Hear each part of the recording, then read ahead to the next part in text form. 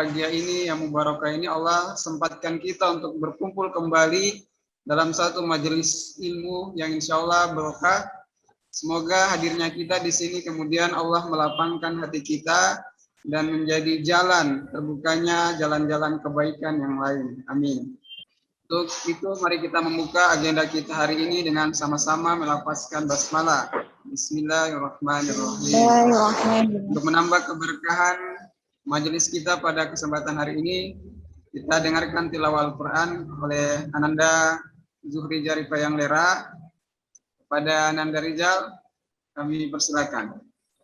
A'udzu billahi minasy syaithanir rajim. Bismillahirrahmanirrahim. Ya ayyuhalladzina amanu idza qila lakum tafassahu fil majalis fafsahu yafsahillahu lakum wa idza qila inshuzu fanshuzu yarfa'illahu alladhina amanu minkum walladhina utul ilma darajat wallahu bima ta'maluna khabir. Ya ayyuhalladzina amanu idza najaitumur rasula faqaddimu baina yaday najwakum shadaqah dzalika khairul lakum wa athhar fa illam tajidu fa innallaha ghafurur rahim. Ashfaqtum an tuqaddimu baina yaday najwakum shadaqat fa idh lam taf'alu wattaballahu 'alaikum fa aqimus salata wa atuz zakata wa athi'u Allaha wa rasulahu wallahu khabirum bima ta'malun. Ya, alhamdulillah tadi kita telah mendengarkan tilawah. Semoga dengan pembacaan tilawah itu mendapat keberkahan kepada yang membaca dan kepada kita semua yang mendengarkan. Amin amin ya rabbal alamin. Tentang kajian kitab ini, bahwa kajian ini merupakan salah satu perihal yang cukup penting sebagai bekal untuk kita sebagai guru dan sebagai siswa untuk bagaimana kita bisa menempuh jalan yang baik dalam menuntut ilmu, sehingga ilmu yang kita dapatkan bisa kemudian berkah, memperoleh manfaat untuk dunia dan akhirat kita. Mari kita ikuti dengan penuh saksama, dengan penuh perhatian, sehingga kita dapat kepada Ustaz dari sini dengan hormat anak persilakan. Bismillahirrahmanirrahim. Nusalli wa nusallimu ala sayyidil mursalin sayyidina Muhammadin wa ala alihi wa ashabihi ajma'in, amma ba'du. Baik, terima kasih Ustadz Fadli atas waktunya. Insya Allah semoga semua niat yang kita upayakan menjadi amal jariah akan mengalir untuk kita semuanya.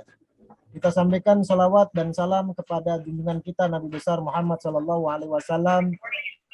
Semoga insya Allah dengan memperbanyak sholawat, insya Allah akan memberikan kemudahan jalan hidup kita, menerangi hidup kita, dan menjauhkan kita dari energi-energi negatif, frekuensi negatif dengan memperbanyak sholawat. Pekan lalu kita sudah membahas tentang mahiyatul ilmi, yakni definisi ilmu, yang kemudian dijelaskan bahwa ilmu yang paling penting itu adalah ilmul hal. Ilmul hal itu artinya keadaan, maksudnya adalah ilmu perangai. Dan itulah ilmu yang kemudian diwajibkan bagi setiap kita. Ketika Rasulullah bersabda, tolabul ilmi, ya, menuntut ilmu atau mencari ilmu, faridotun. Faridotun itu artinya wajib, tapi wajibnya itu bersifat wajib banget. Jadi bukan hanya fardun saja, kan bisa diucapkan tolabul ilmi fardun. Menuntut ilmu itu hukumnya wajib. Tapi kalau sudah disebut faridotun, itu artinya wajib banget, ya, tegas dia, ada makna seperti itu. Jadi setiap kata, setiap kalimat yang diucapkan oleh Rasulullah itu selalu mengandung makna majazi, makna balaghah yang luar biasa. Ala kulli muslim dan muslimat tentunya. Yang dimaksud wajib di sini adalah ilmul hal.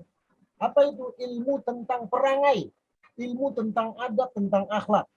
Bahwa adab itu bukan hanya sekedar akhlak atau tata krama, bukan. Kalau Imam Syafi'i mengatakan beliau 20 tahun lebih belajar adab, baru belajar fikih beberapa lama. tidak lebih lama belajar adab.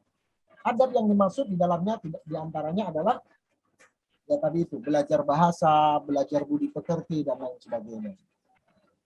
Kita lanjut di sini, wa innama dan sesungguhnya syarufa, mulianya ilmu itu bikaunihi, karena ilmu itu wasilatan ilal birri wat taqwa. Karena ilmu itu menjadi media, cara ilal birri wat taqwa, untuk mencapai kebaikan dan ketakwaan.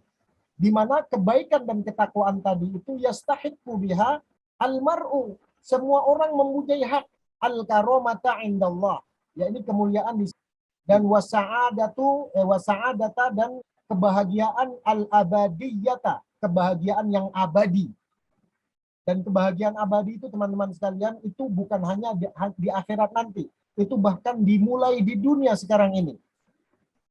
Sering saya sampaikan bahwa pencitraan kehidupan kita di akhirat itu dimulai dari kita saat ini di dunia. Makanya kehidupan kita di dunia sangat-sangat berharga. Bukan hanya sekedar kita fokus terus di akhirat, mengabaikan dunia, ini juga pemikiran yang tidak tepat. Kama qila, yakni berupa syair. Nah, ini harus dihafal ini. Ilmu adab itu ada yang namanya arud. Ilmu arud itu ilmu untuk membaca puisi. Kayak misalkan puisi syair yang kita baca itu ya, syair yang paling tua. Tala'al badru alaina min thaniyatil wada' wajaba syukru alaina mada'a lillahi da'.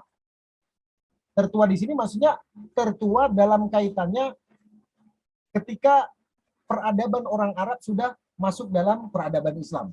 Kalau sebelumnya banyak sekali syair-syair orang Arab, bahkan hidupnya orang Arab itu dipenuhi dengan syair-syair yang luar biasa. Nah ini beda ini lagunya ini. Ya, lagunya Ta'allam fa innal ilma zainun li ahlihi wa fadlun wa unwanun likullil mahamidi. Lagunya bisa lain-lain, tapi kira-kira ketukannya itu seperti itu sudah. Kita lanjut saja ya, langsung kita baca. Ta'allam, belajarlah.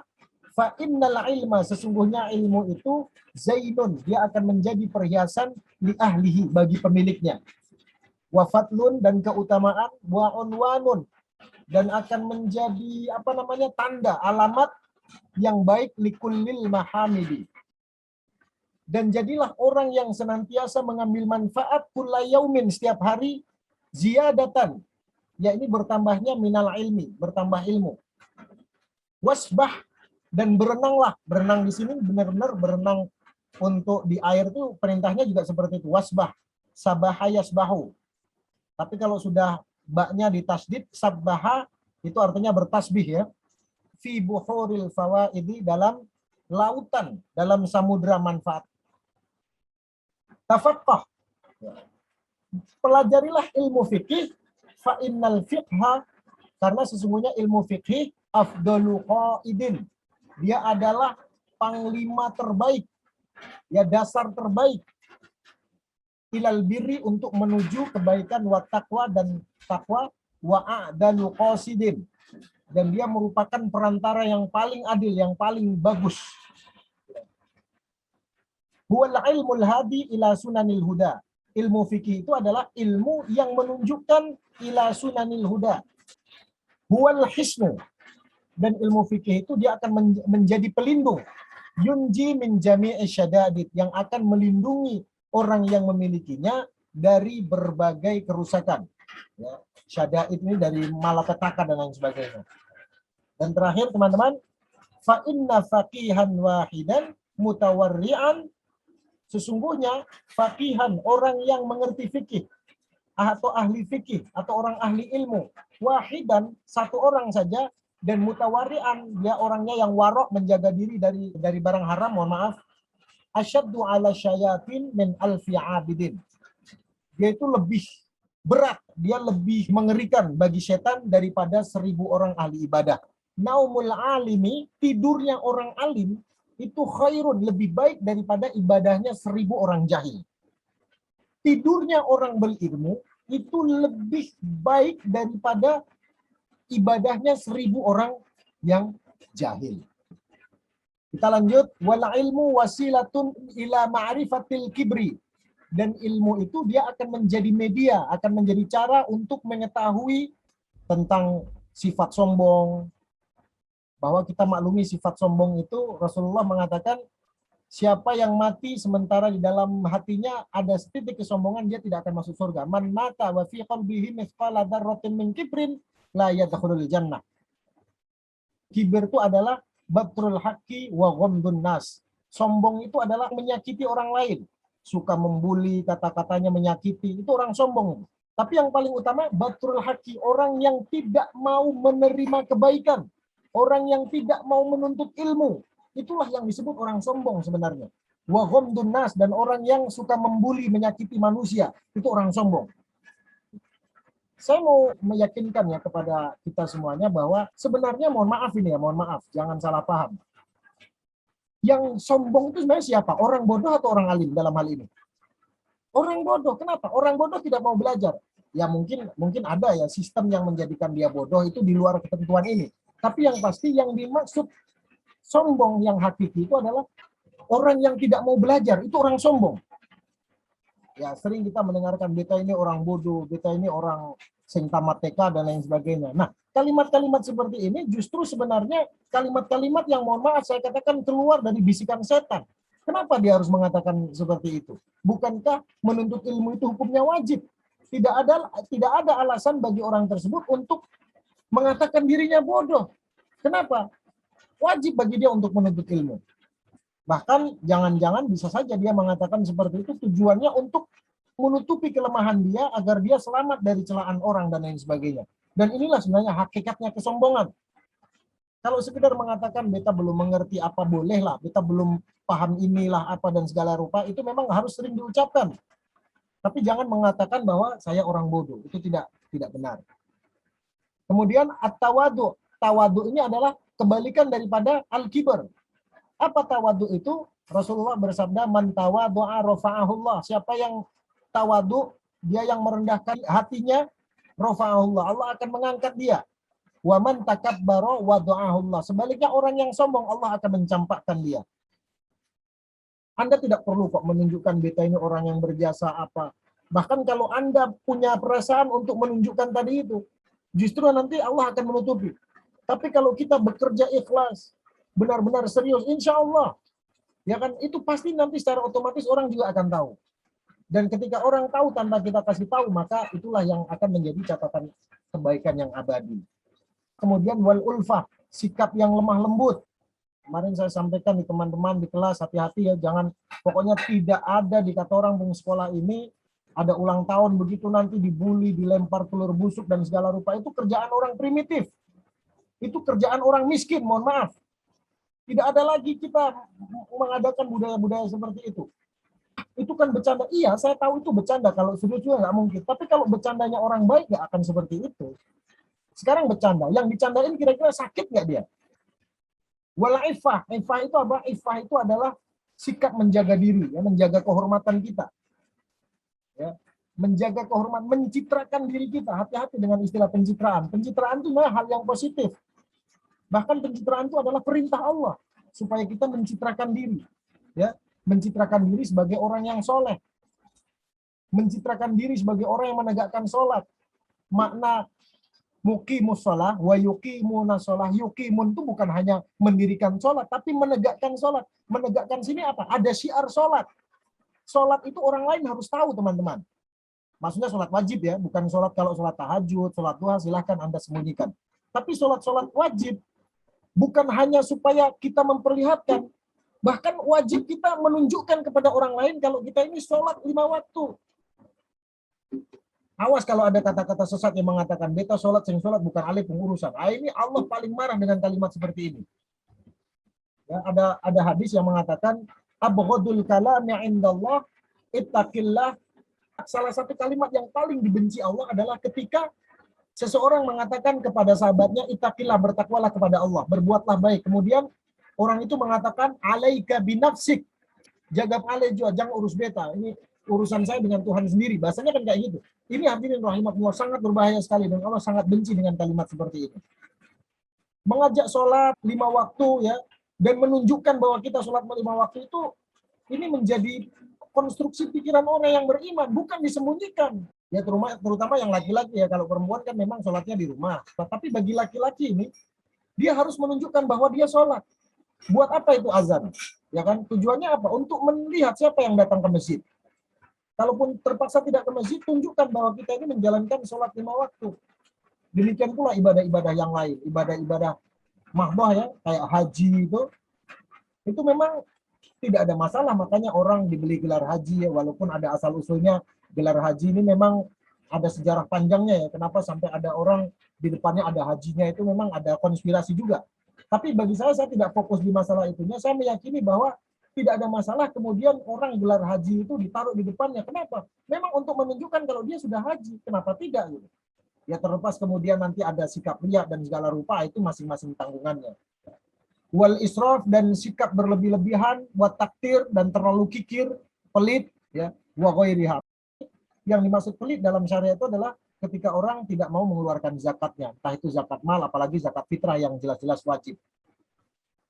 Ya, kemudian wa kadzalika fi sa'iril akhlaq, demikian pula fisairi dalam setiap semua jenis akhlak, al-judi, suka memberi, al-jud itu. Wal bukhl, kalau tadi al-jud itu dia dermawan, al-bukhl itu apa? Bakhil. Ini maksudnya ilmu yang wajib dipelajari ini adalah ilmu-ilmu yang untuk mengetahui sikap kikir, sikap bakhil, al-jubn maksudnya pengecut, wal jaro'ah itu pengecut. Wala yumkinu taharrus anha illa bi'ilmiha, ini yang penting ini. Dan tidak mungkin kita at-taharrus, menghindar illa bi'ilmiha, terkecuali kita harus mempelajarinya. Nah, inilah yang disebut dengan, kembali ke hadis yang di awal pembuka kitab ini, menuntut ilmu adalah wajib mengetahui barang-barang ini. Wa qad sannafa as-sayyid al-imam al-ustadz asy-syahid Nasiruddin Abul Qasim. Ini orang ini fenomenal juga ya. Nasiruddin Abul Qasim itu nama isnadnya lah gitu. Itu namanya Al-Qusyairi. Makanya kalau pernah dengar risalah Al-Qusyairi, nah itu beliau ini sudah. Ini di bidang tasawuf ya. Nasiruddin Abul Qasim meninggal tahun 465 Hijriah di Naisaburi. Naisabur itu di daerah di Iran sana. Kitaban, sebuah buku fil akhlak, dalam masalah akhlak, wa ni'ma ma sunnifa, dan luar biasa bagus apa yang beliau karang, fayajibu, maka wajib ala kulli muslimin hifdzuha, ya ini mempelajari ilmu tersebut. Kita masuk pada pasal berikutnya yang disampaikan oleh Ustaz Fadli tadi, yakni faslun fin niyati fi halit ta'allum. Pasal dalam masalah niat, perangai sebagai attitude, akhlak dan adab seperti itu. Niat dalam menuntut ilmu, dalam perangai menuntut ilmu, dalam keadaan menuntut ilmu. Summa la buddha, kemudian la buddha, harus lahu, bagi penuntut ilmu, minan niyati, untuk berniat, fi zamani ta'allumil ilmi, semasa menuntut ilmu.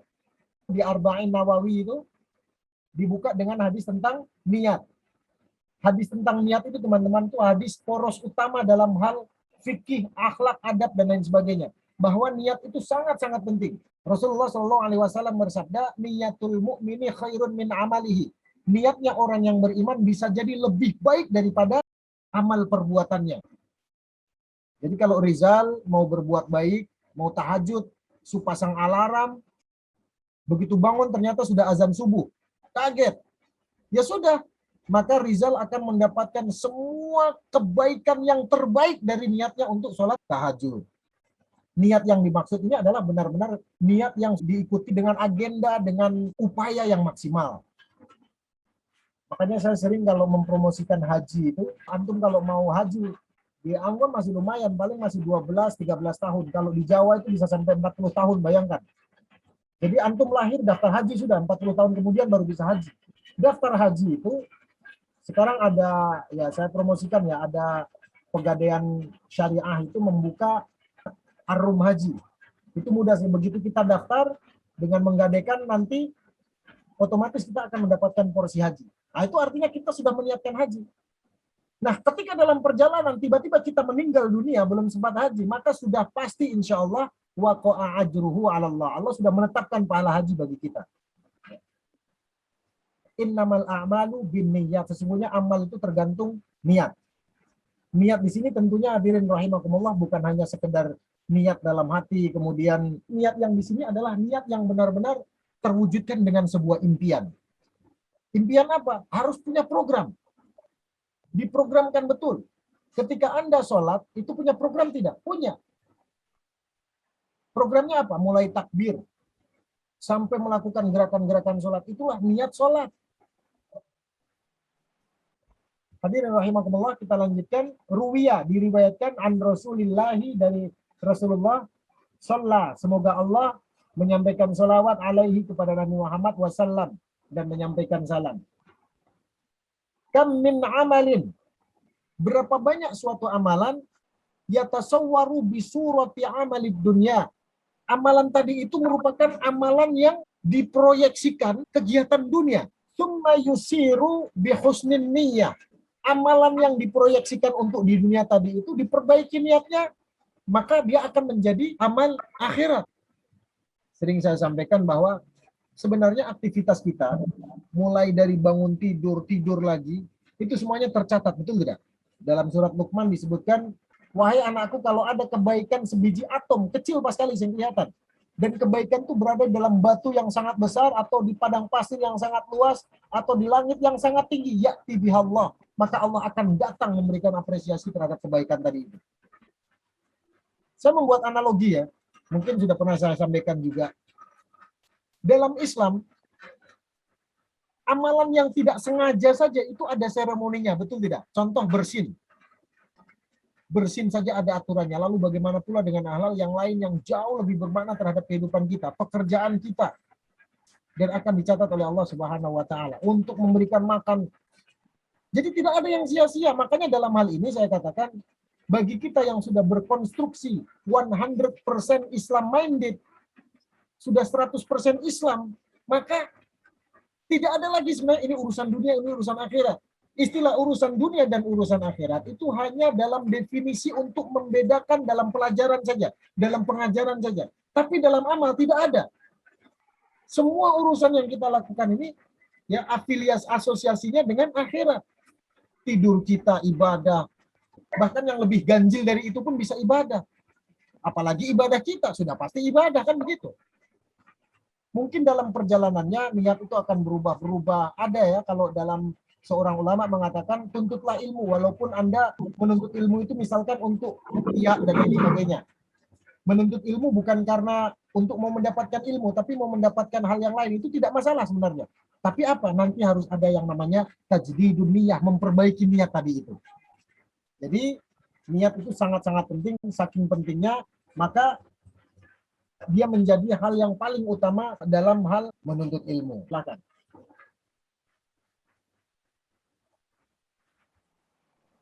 Alhamdulillah, Bapak Ibu sekalian, dan siswa-siswi semasa. Jadi hari ini Pak Kepala Sekolah, pemateri kita yang luar biasa sudah alhamdulillah menyampaikan ada 2 pasal menjadi dasar dalam hal menjadi jalan terbaik untuk bagaimana kita menuntut ilmu. Termasuk diantaranya adalah urutan-urutan kita menuntut ilmu.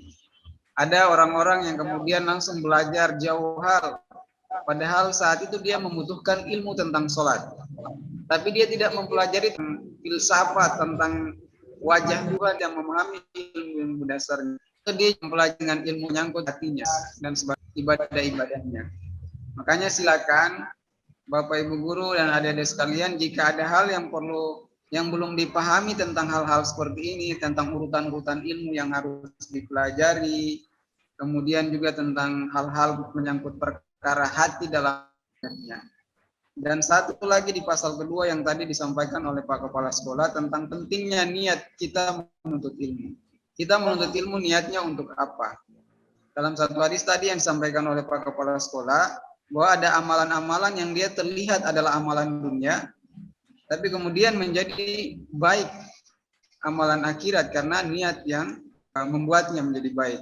Adapun amalan-amalan akhirat yang kemudian menjadi dunia karena niat yang salah. Demikian begitu. Kurang lebih begitu ya Ustadz ya. Nanti bisa sambil ditambahkan. Jadi niat, mungkin kita mau masuk SMA Salam karena di sana ada program Al-Qur'an, karena niat kita supaya dengan standar Al-Qur'an begini kita bisa ke depan bisa mudah diterima menjadi apa-apa dan sebagainya. Atau kita berniat sekolah menuntut ilmu supaya ke depan bisa jadi presiden, bisa jadi bupati dan sebagainya. Apakah niat-niat seperti itu sudah benar atau belum? Nah, ini juga perlu ditanyakan atau perlu didiskusikan. Harusnya dalam menuntut ilmu itu niat kita seperti apa? Tentunya adalah niat lillahi ta'ala atau kita niatkan semua karena Allah Subhanahu wa taala. Maka penting itu beberapa hal yang saya ambil, saya garis dari poin-poin penyampaian dari Pak Kepala Sekolah. Dari pemateri kita, Masya Allah luar biasa atas ilmu yang disampaikan hari ini. Silakan ada yang mau ditanyakan? Afwan Pak Fadli. Oh Ibu Erna, silakan Ibu Erna, tafadhol. Afwan baru masuk jadi masih belum tahu seperti apa. Cuman mau tanya saja. Ini kan tadi penyampaiannya bagaimana adab-adab menuntut ilmu. Nah, kalau dibalik, kira-kira adab-adab yang seperti apa sih kalau kita berbagi ilmu? Biasanya kan kadang orang pelit mau berbagi ilmu, dia mau pintar sendiri begitu. Dia tidak mau ada yang melebihi dari dia. Nah, yang mau ditanyakan bagaimana sih adab-adab seorang muslim atau bagi ilmu dengan orang lain? Mungkin itu saja Pak Fadli dari saya. Waalaikumsalam. Justru awal sekali tentang sifat-sifat yang disebutkan tentang al-kibr, at-tawadu, ulfa, ifa, ya, israf. Di sini ada takdir dan lain sebagainya, kikir ya. Ini sebenarnya kaitannya dengan apa yang Ibu sampaikan tadi itu. Tapi begini sih, memang ada ya fenomena misalkan ini ilmu yang katanya ini ilmu mahal dan segala rupa. Ya karena memang dia punya perjuangan yang maksimal untuk mendapatkan ilmu tadi itu. Dan ini sebenarnya sikap-sikap seperti ini masuk dalam yang namanya kesombongan tadi itu. Bagaimana kemudian kita mengatasi untuk supaya, jadi begini ya, ini tentang mental sebenarnya, tentang mental state. Ada ya orang itu yang justru kehidupannya itu pengen supaya orang lain tahu apa yang dia tahu. Jadi ini sekali lagi tentang mental, tentang masalah konstruksi pikir dan mental. Kalau masalah nanti sifat seperti orang yang menyembunyikan ilmu tadi itu sebenarnya bukan sifat orang alim. Maksud saya begini ya, mungkin penjelasannya sangat umum. Kalau orang alim, rata-rata sifat orang biasanya orang yang misalkan pelit ilmu itu tidak perlu kita belajar sama orang yang pelit ilmu. Buat apa dia tidak berilmu kok?